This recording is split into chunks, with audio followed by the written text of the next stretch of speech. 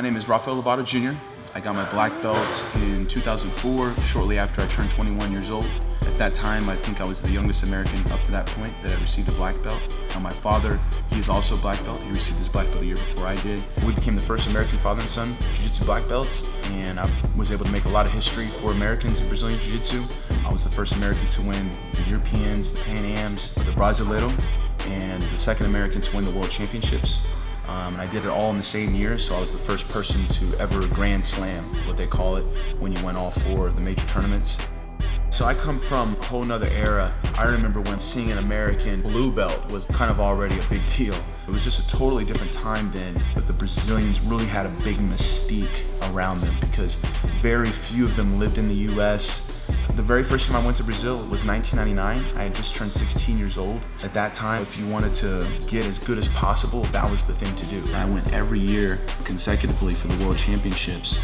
It was just all about soaking up as much knowledge as possible and trying to take advantage of being on the same mat as people that could answer my questions. I never had a black belt at my school or even in my state.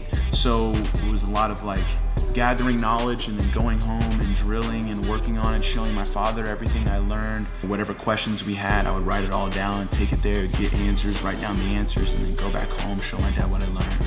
In the beginning it was hard for me, but transitioning into black belt, that was around the time that I started training a lot with Saulo and Xande.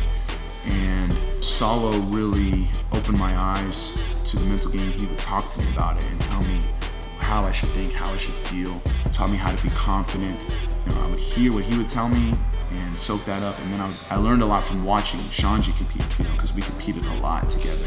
Seeing how he carried himself, his attitude, his swagger, just everything about the way he competed. And so I learned a lot from watching Xande and just talking with Saulo.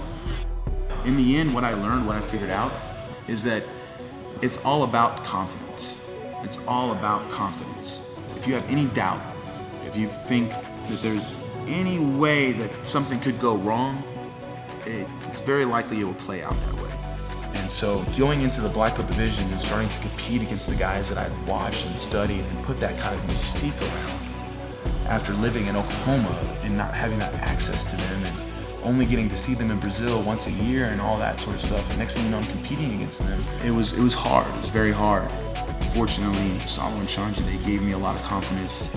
I knew that training with them, I'm training with the best in the world, and nothing could be more difficult than, going back to back, Saulo and Xande for hours, like what we used to do back in the day, just super hard training.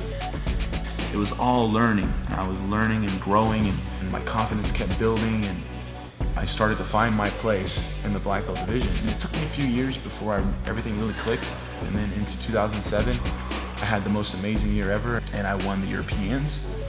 Gave me a little more confidence for the Pan Ams. I won that, it gave me a little more confidence for Brazil, and then after I won the Brazilian Nationals, I was like, man, I can really win the Worlds. I can do this.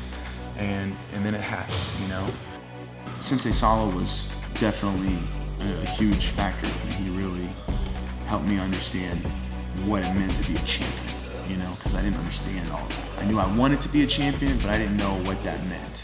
So I think it's everything. I mean, it's hard to say a percentage. I think it's everything. You can maybe even not be as good as your opponent, or maybe not be in as good a shape. But if you're mentally in the best place ever, you can do amazing things.